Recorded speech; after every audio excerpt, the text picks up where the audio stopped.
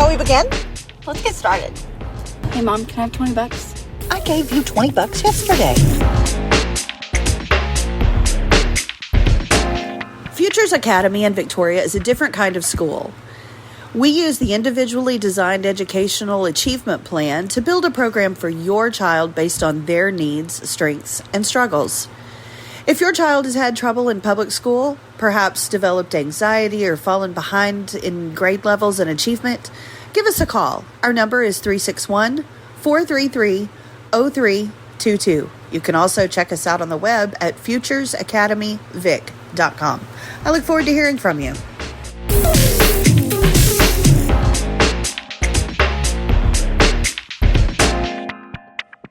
Stephanie Adair. Here. Brandy Atwell. Here. Brent Nalls. He's playing hooky. Jimmy Newton. Here. All right. Wait, Jimmy's here and Brent's not? That's not right. How did he get anywhere if he wasn't riding around in Jimmy's truck? Okay, just remember that attendance is a grade today. None of us are going to make that. Hey guys, we are actually in East Texas all together today. We are recording in my high school bedroom. So this is really our, I think this is our first episode of the new year coming out. So this is the January, this is the first 2025 episode. So I'm really glad you're with us. We're going to save all of our shout outs to the end because we've got one of my oldest and dearest friends here, Jimmy Newton. You came to Van in what, like the sixth grade? Sixth grade. Sixth grade. Your birthday was right after the first of the year, so you immediately had a party to get to know everybody. No, well, my birthday's in September, but yeah, there was something after I came. Yeah, and so I remember the big party at your house, and I remember being there, and I don't know anybody. I think I knew your name. I didn't really know you because it hadn't been very long, and Brent wasn't part of my crowd. Like, we knew who each other was. And I remember being there, and there's people outside playing games and in bedrooms and skating down the street, and me and your mother sat on the porch getting to know each other. Intellectual of the group. I told you, Even at a young Stephanie's never age, been fun. yes. But it worked so well, and you became your cluster of guy friends was so good, and y'all were kind enough to let us girls in because we'd let you flirt with us and become a part of that you guys were my family and always have been. And even though your best friend, my husband, passed away 5 years ago now, that group has still stayed intact. We've stayed in touch with each other over the years. Some others have gone on, but it's a small town, and the fact that we all know them. I mean, my kid's a whole generation younger, and she knows Rhett Boyd, and she knows Wheat Rice. She knows all these people because she's heard about them all these years. Heard about the legends. The legends. And met them every once in a while. Yeah, met them every once in a while. So we wanted to talk about like what that small town's like. So small towns have this usually negative reputation of everybody knows everybody. Everybody knows your business. Everybody knows your past. How do you feel about that? Because you're one of the rare ones that went away for 25 years, half your life, and came back, and you're still Jimmy. Yeah. How's that work? Well, it's kind of interesting. So I joined the Marine Corps when I was in high school. Saw Brent and I sitting in government class, and we both just kind of looked at each other and we're like, yeah, let's go join the Marine Corps after school today. And so that's school today. Yeah, today. And I think it was, I want to say it was Eddie Teeger or something who they had gone to boot camp and come back, and he'd come up to talk to the class. He was in dress blues, and it was just like, holy shit, crap, can't do that. And so Brent and I went that day. We drove to Tyler and did the Marine Corps thing. And when I came Y'all back, went and did that day because of Eddie Teeger? Yeah. Eddie Teeger, if this message gets to you, I don't care how much you taught me about playing spades in 1993. I'm mad at you all over again. And I get it because he was built like The Rock. Yeah. He had been through boot camp and he was a message. Yeah. I get that. It's funny because the recruiting station was behind Grandy's in Tyler. But we didn't know for sure. We just knew there was a recruiting station up there. Anyway, well, it was the Army. Whatever's in that office. Yeah. We were specific on it was going to be the Marine Corps, but we went into the Army recruiting office, and they were like, "Oh, hey, you want to join the Army?" And we're like, "No, were looking for the Marines, and they were like, "Oh, it's over there." And so it was like, "Oh, okay, yeah." Kind of broke their hearts, I guess. Whatever. But yeah, so it was funny because I bring this up because I joined the Marine Corps, but yeah, I quit football myself for a year because I hated running. It's not that I didn't know that Marines were going to do that. I just knew that I probably needed that more mental focus in my life. Right. Somebody was going to have to really make me do some things. I've never asked you, why did you join the Marines? Is it because you knew you needed a path? I thought that a structure, and I thought that a path that it would help. I never intended it for it to be a 20-year path per se. Mm-hmm. I knew that my grandfather did, my dad did, and in other services, but I didn't know. I just thought at least I'd go in 4 years, learn some stuff, and then see where life takes me. And obviously it took me down the 20-year hole. And around the world a few times. Oh, yeah. All over the country. Which, looking back on it now I see the things, the influence my grandfather had over me growing up. That was the whole reason we moved there. My mom was a single mom, only child. We moved there in 6th grade so I could have a fatherly figure, a man figure to teach me, man things. And I say that in a really nice way. I hope nobody gets offended by that, but... Hey, it was 1986. It was life. Yeah. Get over it. But I'm so grateful to this day that I've learned those things that way, and my military. But I remember telling the coaches, I think it was Coach Loader, he was like, "Oh, you'll never make it." They were just like, "You quit football, you think you're going to be a Marine?" And so I was like, well. Anyway. Did a lot of people tell you that? So there were people that told me that more. A lot of people's impression was they were like, oh, I think even like Miss Kellum and stuff, they were like, oh, no, we don't want it to change who you are. Oh, yeah, we don't want to break you. Yeah, we don't, the Marine Corps is going to break you and it's going to make you too serious and everything. And anybody that's stayed in contact with me over the years, you can see that so did not happen. I don't know how often you see Brenda, but I testify it hadn't broken anything. Yeah, it hasn't broken. Yeah, nobody could break that. I got in trouble for it. I was going to say, I got in trouble. Boot camp, it was more of a discipline thing of just my eyeballs were always wandering. And so learning that discipline was normally what I got in trouble for. It wasn't my mouth. You weren't allowed to really say anything or joke about anything. And nothing was really that funny either. Wasn't much to joke about. But, after I got out, and you're still your own person, even though you're in the military. So I came back and able to keep my personality intact. But I'd say the biggest thing that happened when I moved back to Van was people were like, why did you come back? Oh my God, why'd you come back? And the biggest, most common thing I say to people is, look, I was gone for 25 years. I've seen a lot of stuff in my life. Yeah. I've experienced a lot of different cultures, environmentally, socially, education-wise, everything. I've been exposed to a lot of things. And I'm ready to, I wanted to bring it back. I had the opportunity, had the land, had the property, had the family, lineage and everything. And last name wise, Craddock we're not a powerhouse name. There's some bigger names and things like that. We're a known name. It's an old name. It's an old name. We've been since 1931. Yeah, one of the founders of the town and county. And right. Yeah. The Craddock family, the Wells family, the Hardegrees, are all kind of lineage things that go back.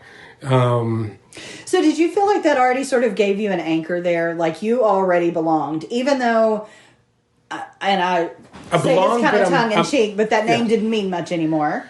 But did you still feel like you had that anchor there? What I thought was kind of funny and kind of warming was my last name is not Craddock. Yeah. My last name is Newton. Right. I'm the only Newton that ever lived in the town. Yeah, you are. And it even happened the other day on Facebook, on one of my posts that I put out on my Jimmy Newton page, talking about, it was a picture I put out about Van. Somebody, her name is Joyce Beal. I think, sent a comment to me, and she said, "Hey," she said, "did you go to school in Arlington when you were a little kid?" She said, "Your name sounds familiar." And I was like, and I told her, I said, "Yeah, I went to John's Elementary in Rankin, which was in Arlington, Texas." And she's like, "Oh my God." She goes, "Do you remember Miss Mayberry?" And I was like, "Oh yeah, the teacher. We went out to her farm," and she's like, "That's her." And I was like, "Oh my God." And it's just like, how a name that is stuck. I don't know if it's because it's close to Jimmy Neutron, but or White Sticks, but Jimmy Neutron came out way after that me. might be younger people. I don't think that's the connection, but she probably knew, oh, he moved to Van, and then later when she saw Jimmy Newton in Van, she goes, How many? Yeah, and how she many does, people and know she that? lives in Van. Yeah, she's in and Van. she's here Yeah, too. and so it's like, wow, we both went to sixth grade, or we went to elementary school in Arlington, and we both ended up in the same little town for whatever reasons. So I thought that was kind of neat. But my reputation or my name to me is, I guess, what I did in the 6 years that I was in Van, because technically it was only 6 years. Yeah. Sixth grade. Oh my God. I mean, I graduated. Only 6 years? Yeah, it was only 6 years. Surely you're wrong. But I mean, from sixth grade to when I graduated, we went to our little reception at the gym. Yeah. Then we went to graduation party, woke up with a hangover, got in a U-Haul truck, and my mom and I drove to Arlington. I waited 3 months to go to boot camp, and then I was gone for 25 years. Yeah. But then I come back, and everybody's just like, Jimmy Newton's here, or Jimmy Newton's back, or oh my God. You feel like you're walking into Crazy. Cheers and everybody going, Norm! Yeah, and that's it. And at this point in my life now, my aunt is the most recent to pass, but I'm pretty much the sole survivor on that side of my family. Yeah. So, and now it's not even a name thing. You know, it's my last name is Newton. Right. it's more about you now, because like I bet now that you're it's me or what their memories were of me, and I'll say I didn't do influential things, but I've always been your personality. I was an attention hoe. Yeah. Or I mean, that was just my thing. Was I like to make people smile, I like to make people laugh, I like to have fun. And do stuff. I even found our senior sheet. I posted that picture. I saw that. Yeah, the spirit stick from like 1989. Well, that's the yearbook picture too. Yeah. Yeah. And so those were, But everybody remembers that. That's not just because you've seen it was my class. All 92 of us that graduated that year remembers that event. We remember that pep rally. We remember Denise Jones looking like the Statue of Liberty in her spirit gear. It was real. It bonded us, and you're a weird living embodiment of it. I was the first mascot. I was the first mascotted. To that. And I think you kind of declared it yourself. You went, I got this costume, and I'm going to be the mascot. And it happened. All right. And it's all because of Mr. Howell. Yeah. Mr. Howell was a huge influence on my art freedom. I mean, he just let me run. Everybody had, like their assignments, every week you had to do this. And he just told me, just do something this week. Yeah. But yeah, he bought me this stuff. And then he's the one that coordinated for me to hide in his little art room in the back that whole day. And then I went and stole the sheet, and then they were making announcements. Mr. It's so funny to hear the other side of the story. Yeah.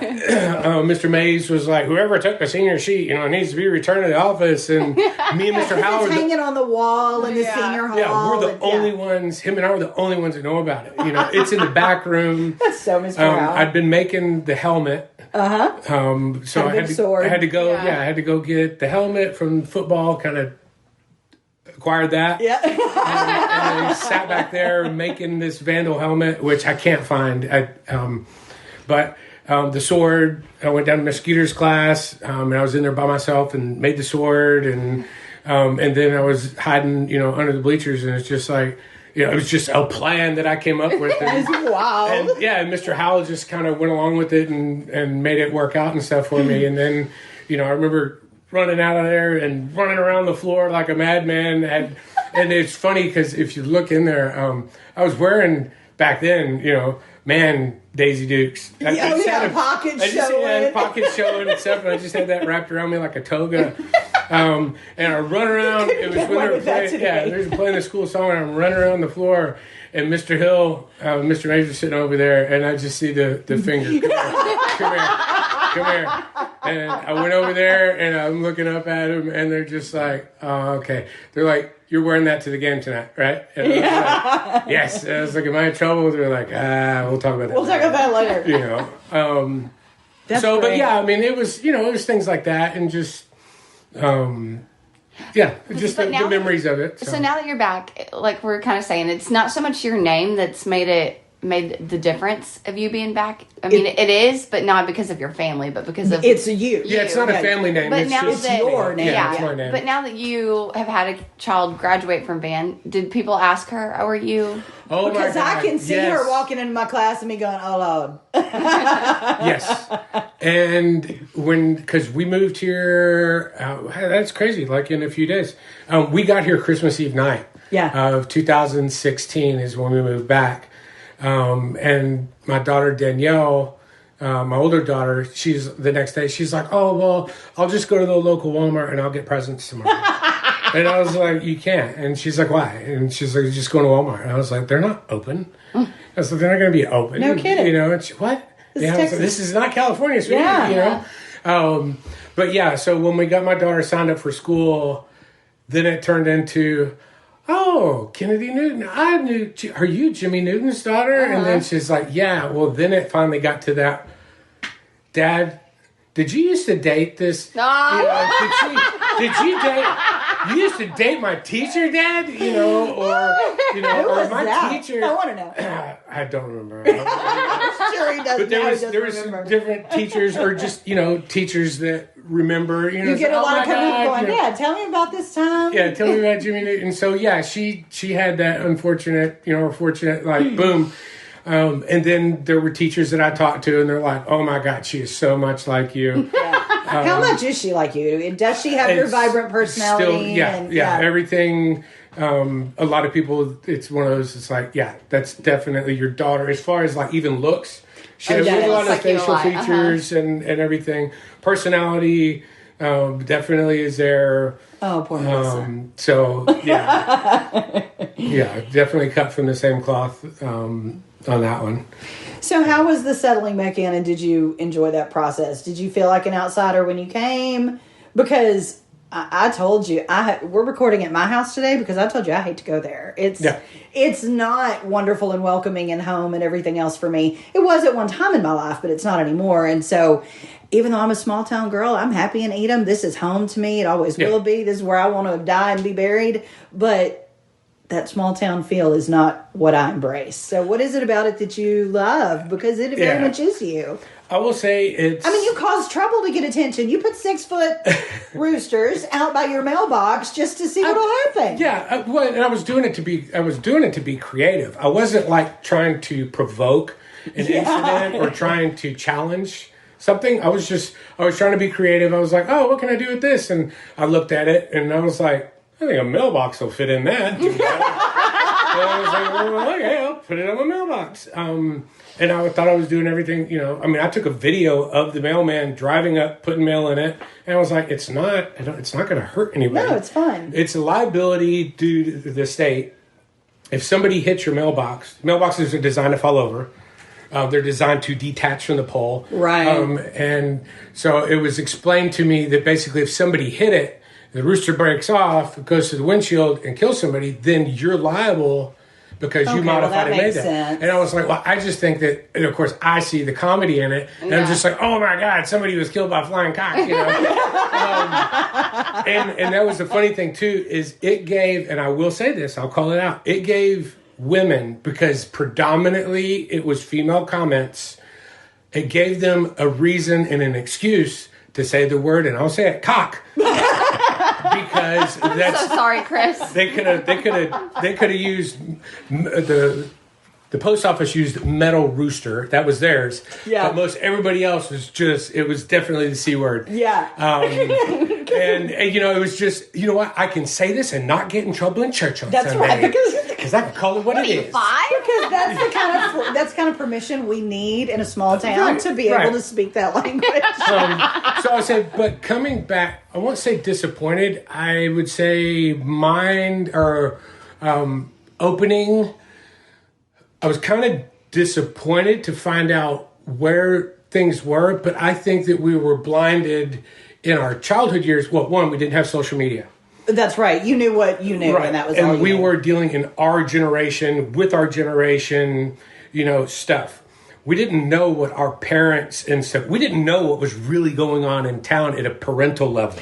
Right. We were in our world. We're teenagers. We don't give a crap anything outside of that. Yeah. We were in this. Well, now you're coming back as an older adult and coming from, I will say, I blame it on my military experience. The first thing I did was, I need to establish, I need to find out, I need to build a profile. Who's in charge? Of the town. Who's in charge? What's going on? Let's assess what's everything. What? Social media is great.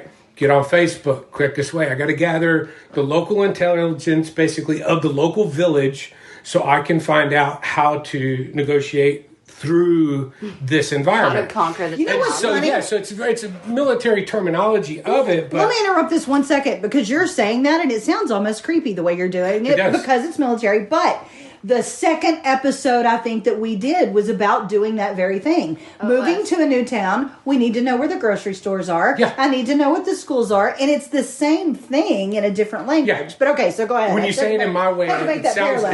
it sounds more governmental Vicious, and creepy. yeah. And stuff. But it's like, no, I want to know what's going on in my local population. So I'll look Yeah. at this. And thank you very much, Van Texas, for an awesome Facebook page, because we very clearly put everything out there.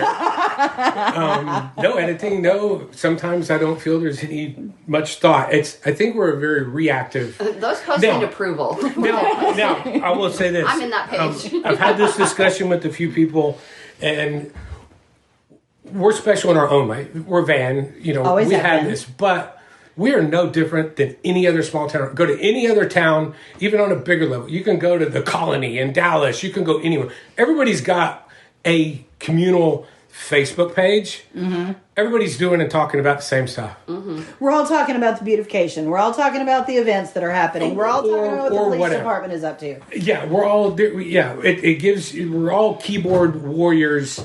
Some use it for the power of good. Some use Right. it for the power of evil. Some use it, I think, just so they can feel like they're involved in life and have a say or something. Now, you have choices, just like watching the news or watching anything else. You can watch it and choose to believe it. Right. You can watch it, Participate in it. yeah, or not. participate in it or not, because there is the joy of no filter or whatever. But yeah, and so I would say there was some kind of I was like, wow, I didn't know that there was that big of a drug problem in East Texas, or but all the local gossip. Yeah, that's always. I'm sure that's. It's always going to be. That's always been there. It's just more pronounced because it's on social media, and we can put it out there. But it is a great form of entertainment. Yeah. To see. Well, it's a wonderful resource when you need it. Yeah. When you do have a tornado that comes through and rips your antique junior high in half, then the whole town comes together and we don't care who anybody is because this is all our school and our neighborhood and our friends and our things like that. I think you notice it more in a small town, but we all do it in whatever your group is. You can't talk Our crap about my teacher family, group- about my yes. town, but we can talk But shit we about each can. other. Exactly. But, your girlfriend group or your separate family group or your career group, other people who do things in my industry are a group too, and we know about each other's business. But when you put it all over town, it just seems different. Yeah. Mm-hmm. I think it's cool that some things never change and some things change all the time. Speaking of that one, that some things never change, is there anything in Van that like they still did when y'all were growing up? Because like the oil festivals one. Yeah. What kind of things haven't changed? Well, due to politics and our changing society, obviously our bonfire, we still have our bonfire, homecoming bonfire, but we had an incident that ended up on the news a few years ago because at the time we have a tradition of stuffing a uniform and of the opposing team and whatever player that we think is or Their star. their star then we put them on top of the bonfire, and that gets burned. And now it used to be other towns do it as well. It's a then it normal was a thing where the football teams go and they try to steal. If you're not from East Texas, just know that this is standard behavior. Yeah, you go to other towns and you try to steal their person on their bonfire. Yeah, get your football player off their bonfire. Yeah, and stuff like that. Well, it just happened to turn out that the player that we were talking about was a black quarterback from another team. Oh, and so it really didn't go somebody well. that was at, from out of town that was at the homecoming saw it and was like, oh my God, this racist town, they're burning a black football player. Now, funny thing, news, so of course the news jumps on this. Everybody jumps on this. This is huge. They go and they interviewed that family. The black family. The black family. And the black quarterback is thrilled. Oh, honored. I'm your biggest fan. I'm glad. One up there. Yeah. Didn't see it as racist. Didn't see it as discriminatory. Let me get you another jersey. They saw the tradition in it. They saw everything of it. They talked to the family. They didn't have any problem with it. Nobody else in the community had a problem with it. But it just got blown up, and then it was like, and then of course everybody's pitchforks and stuff down at the school. You need to change the policy. And it's just like, oh great, now we got to get rid of this. But no, I mean, we still have the old pageant. We still do that. They still do Santa Claus, in the fire truck. Oh, yeah. There's still, some traditions, that still, take place. I think some reputations always stay intact too. Like the Vandal Marching Band is always going to be the Vandal Marching Band. Like those things don't change. I think that even the woke mob tried to get a hold of that. And different people have their different takes on the fact that we're called vandals. Do we have to be vandals? Because vandal implies, that this and this, and it's like, come on, let's attack everything. Let's attack the Redskins, let's attack, football teams. I don't think that ever entered our heads when we were there, and we thought of a vandal as a bad guy, but, the real history of vandals is actually very ugly, and why did they ever choose that word? But it never entered our head that it was anything other than what most mascot catalogs call a Trojan with the thing on his head. And it was a warrior. Yeah. Who is putting it in anybody else's of anything else with a V. With a V. We could have been the Vikings.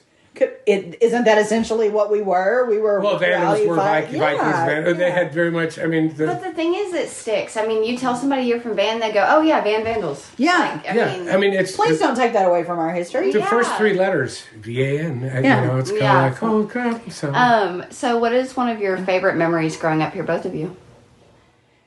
I don't know. I'm still fascinated by the fact that for the first time in my life, I've heard the other side of the we decided to join the Marine story. Because you've heard me tell this story a lot. That after school one day, Newton and Nalls, your lockers were right next to each other, or on top of each other. Anyway, you were always together at your lockers. And I got my stuff, and I think it was lunch, and came to your locker, and you said, or maybe Brent asked you, are we going to the recruiters today? And I was like, what are you going to the recruit? You must have asked him. He wouldn't have said that in front of me. You asked him, are we going to the recruiters today? And I said, what are you going to the recruiters for? And he goes, oh, we joined the Marines. And Dad's looking at Jimmy going, I've been dating you 2.5 years and we're talking, and you what? It's a wonder I didn't punch you because I knew you were behind it. Because I signed up because I was 18. Yeah, so you had actually signed up. Yeah. They had to come and they had to do the parental consent. Right, with his parents just because he was 17. So. Yeah, and so y'all were going to set up that appointment and everything else that day, or he had committed and now needed the parents at that point. Yeah, I was just like, what? I know I didn't speak to either one of you probably for days because I felt like that was a terrible conspiracy. I'm going to Grandma's here in a little bit, and I'm going to ask her about finding out. She probably didn't get the shock like I did, but yeah. She's probably blocked it out.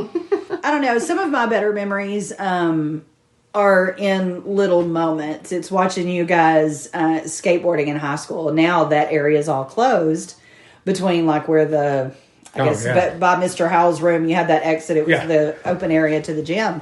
Now it's enclosed, but watching, on a day like a senior day or something where we didn't have a normal schedule, exams or whatever, y'all are out riding skateboards and doing all kinds of stuff in there. Area. Yeah, that kind of y'all claimed. Yeah. It's where they built the new cafeteria at the high school. Mm-hmm. Well, and it expanded up to the building, where I think. The bus right, comes around there. Mm-hmm. Yeah. And so those one-offs are our memories, and doing theater stuff. And Yeah, we spent a lot of time in that auditorium. I'm glad that it didn't. I was sad to hear that Van got hit by a tornado. I was sad to hear. That was my first question about the school being gone. I mean, that was the school. I've got pictures of my grandfather. In football, in front of that school. I actually have his and my grandmother's. How old is your dad? He just turned 80. But Okay. I've got my grandfather's and my grandmother's Van class rings. Wow. I just put them in my little collection of stuff the other day. It was 1938 and 1939. Oh my! They must have been one of the first few classes to graduate. They had to be one of the first few, like fifth or sixth. Well, because the football picture, my football pictures from 1933, and then his class ring was 38. Hers is 39. It's funny that SMU's in the playoffs right now because he graduated from SMU. That's so cool. So yeah, I think I've got his SMU class ring too. Does Van have a historical museum? They do. The only museum they have the oil museum, and in there they have a veteran section. I think as well, and I've got some old deed paperwork and plat paperwork from we used to own. But there's not like a town museum, city of Van there's not museum. It's pretty much. And what's crazy is it's kind of like I was stationed on the West Coast for the majority of my tour in California, and I'd never made it to San Francisco. I don't think I ever went any further north than Venice Beach. Right. But I've not been to the Van Oil Museum, and I keep telling myself I need to go. I want to go up there, right. And see what they have and see if there's things I have some of the original pictures that you see on walls in Van where they have copies of it. Right. They'd come to my grandparents, and I have the original picture. Wow. That's got the antique yellowing and browning color and stuff on it. But yeah, I think Now they did just open a veterans, not veterans park, but a veterans thing up at the new city park. It's got the flags and it's got a veteran memorial. Right. Yeah, veteran memorial up at the city Out park. there going to the new middle school Right. on the right. The new middle school. Is that the current middle school? Going out to Lindo. Oh. Yeah, going up. It's an old middle school now. I thought you meant they were building another one. Van apparently builds a campus like every 10 years, it seems like. Well, no, they did that after the tornado. They had to rebuild that. temporary, Oh, I then didn't they know had that. to rebuild out there to get that going until they had I this didn't know that rebuilt. one was. Well, Because they had built like I call it a can camp. They had that trailer camp that was on schools and stuff. They built the middle school, the 4th, 5th, and 6th. They built that when I was in middle school, in junior high. Because my class was the last one to be 6th, 7th, and 8th. And Dakota was in that school. He did go to middle school there. So I was the last one to be 6th, 7th, and 8th at the junior high. So I did 6, and then they moved. And so that year, it was 7th about and 8th. 2007. Because I was doing community stuff at that time. And we used their cafeteria. Oh. I don't remember. Anyway, see, this is another thing that happens is I make this connection to that connection to that connection. Yeah. I have You complained. tie it back to an event. Yes. And the event makes you. I have complained many times that when Brent died, he took half my memory with him. Because and could probably do this to you too. You know, if you're headed out to such and such, you know, where you turn off to go to so-and-so's house, who lived down there in that blue house? They drove a red truck and it was, and you know exactly who it was. I don't remember. He knew, but like, It was like driving out here. It was just on autopilot. It was just like, you knew exactly I'm here. where there's Blue Moon. We got to turn right here. It's just, you know. You've just done it a million times. Yeah. Well, I know you've got to go. You've got family coming in, and we've really enjoyed this. The show is called Can I Have $20? So we want to ask you, now that it is the new year and we are looking forward, I want to know $20 worth of advice you would give to people who live in a small town today. Young people coming up in a small town. What would you tell them? Leave. No, I'm kidding. I would say I encourage you to be involved, but I strongly suggest if you're going to be involved, be educated on it, on whatever subject you choose to be involved with. Do your research, be educated, be patient with your words, think your thought through before you type, maybe even type it out. Yeah, maybe even type it out, put it away, sleep on it, come back to Excellent advice for anybody, But cherish the small town hominess. and camaraderie of a small town. I've seen worlds outside of this. Yeah. And be grateful for what opportunity and what you can have. And don't destroy it from within. Yeah. I think that's really great. When people say you can't go home again, I don't think that's true. I think home is the one place you can always go back to. I was going to say, there's a song that I think is by Justin Moore that says, there's a place that it's the place I need to go when I need to slow down. And that's exactly how I feel. I joked that we said the other day, we get to go see the trees, but it is. This is where I get to come home. Almost think of going back to a small town, a hometown. Think of it as a step family. Yeah. It's your step family. It's no blood relation. Well, I take that back. It may be. There may be some blood relation. But just think of it as a step family. It's a family. It's a family you kind of get away from, but you kind of can. You still, yeah. you can go back to. You're kind of related, but you're kind of not. Well, like you always can go. Yeah. Right. But you can claim them. Yeah. You can claim them. We don't like all of them, but they're good enough. Thank you so much for joining us. I'm so glad we got to see you. It's been too long. Yes, ma'am. Yes. All right. Well, y'all stick around so that we can tell you all the things we need to tell you. We'll make sure to put a link to all of Jimmy's social media sites. You can keep an eye on him. If he ever gets around to getting that comedian job going, we'll be sure to post that too. And we'll also get you a little information about Brace for Impact and Futures Academy in just a moment. Hope y'all enjoyed the holidays. Thank y'all for listening, and we'll be back.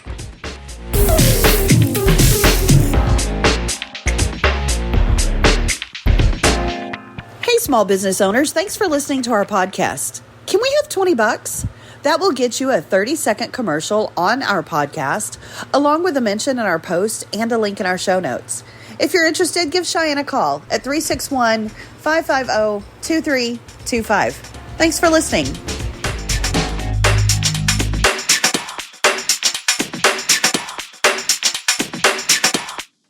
Okay, guys, thanks for staying with us. I hope y'all enjoyed this episode. Mom and I sure did. It was really nice to catch up with Jimmy. He really just kind of gives me a glimmer of my dad's personality. They were so much alike. But anyways, it was really nice to catch up with him, and I hope you all enjoyed your holidays with your family and friends. But before we get going, I just want to remind y'all of some things. We are still looking for sponsors for our show. If you have a small business that you'd like to advertise, please reach out to us. We'd love to help do that, and we do that at a great price. So you can message me, Cheyenne, on Facebook, on the 20 Bucks Pod Facebook, or on Facebook it's Can I Have 20 Bucks, but you can also message us on Instagram at 20 Bucks Pod. We also have our Brace for Impact Parent Expo coming up March 1st, 2025, from 9 a.m. to 1 p.m. in the University of Houston, Victoria North Building. There you can find us all day. We will have speakers talking about all kinds of topics ranging from childhood to how to find resources for your family and anything that you've dealt with raising children, all the tough stuff. We hope to have some great education options there that day, resources, people that you can really talk to and ask your questions, fill out forms, really utilize those resources. So y'all check that out. You can find more information about that event on Facebook at Brace for Impact. And you can also find the link for the website there. We just got it up and going, so I'm not sure what the exact link is, but you can find it there on Facebook. Don't forget to check out Futures Academy. Thank you to them for sponsoring this episode today, as always. We love Futures Academy. They are serving grades 5 through 12 in the Victoria area. If you're looking for a change for your child's education, please give them a call and see what they can do for you. Do a tour. Your child can shadow for a day. They're a really great program and a lot of one-on-one help for your child, especially if they've been struggling or have anxiety in public school or have even had trauma or hard times. You know, that's something that they can accommodate. So please look them up on Facebook as well at Futures Academy or online at www.futuresacademyvic.com. I think that's all. I think that's all the announcements I had. But thank y'all so much for listening, and we'll see y'all next week.